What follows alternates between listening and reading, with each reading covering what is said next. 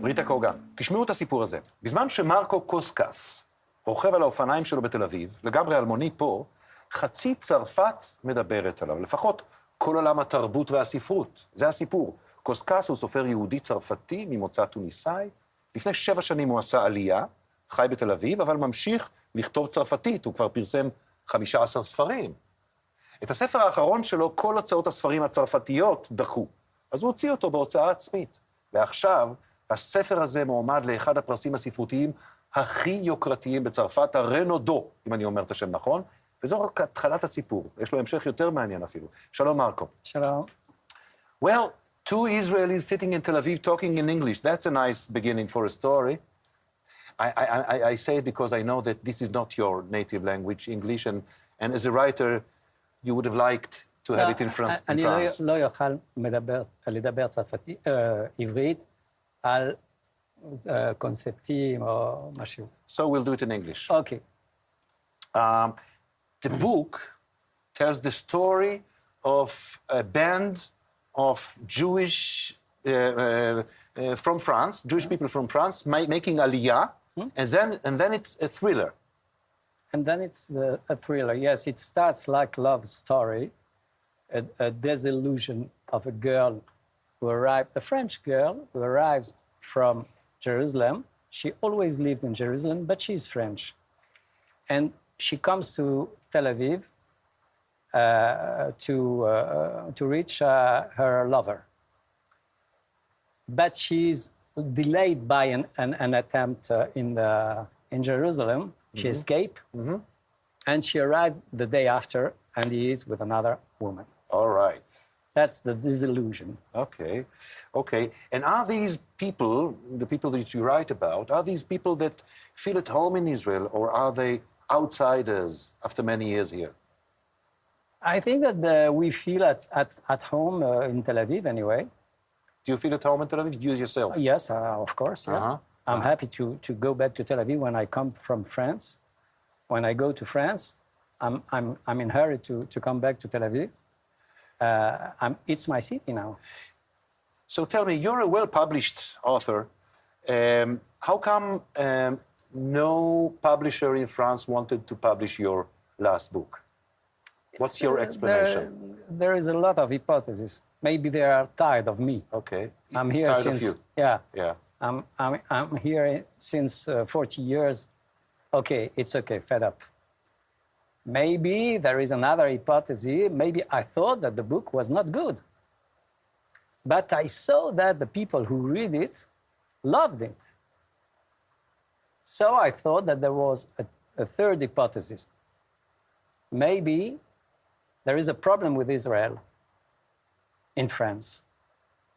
Because of the fact that you're Israeli now, or maybe no, because I'm French and I leave France because of the anti-Semitism, and I came to Israel, like 1,000 Jewish from France.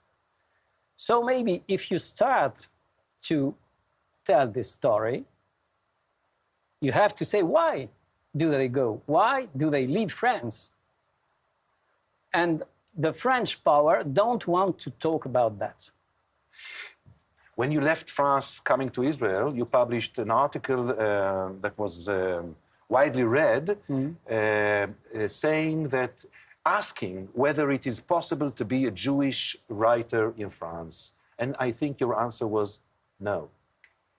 Well, the real question is, can you be a Jewish writer and love Israel and not criticize Israel? Is it possible in France or no? And this option is no. The option to love Israel, it's impossible in France nowadays. I see. But then the practical reason making you come here was your son.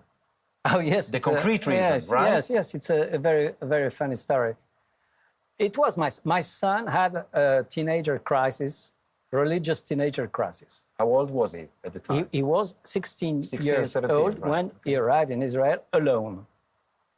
And I felt that he didn't feel good. He was in a terrible crisis.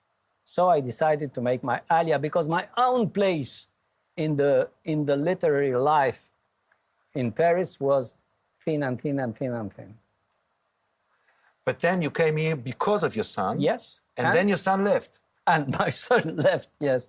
Yes, he left because at this age, people change very quickly. And you stayed? And I stayed because it was my place. Where do you live in Tel Aviv? Where do you stay? In Florentine. In Florentine, the south. And the book, in my book, Florentine and Tel Aviv, is the main character of the book.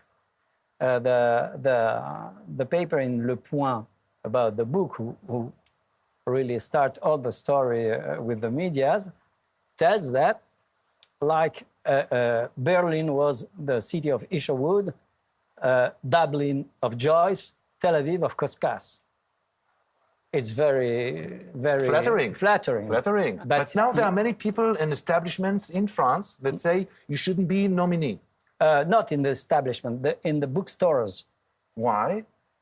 Because Amazon, Amazon, they say that Amazon is killing them. So I participate to the in killing the bookstores. The bookstores. But it's not fair, because they want me out of this prize, out of the selection, out of the list, even the long list, and that's not fair.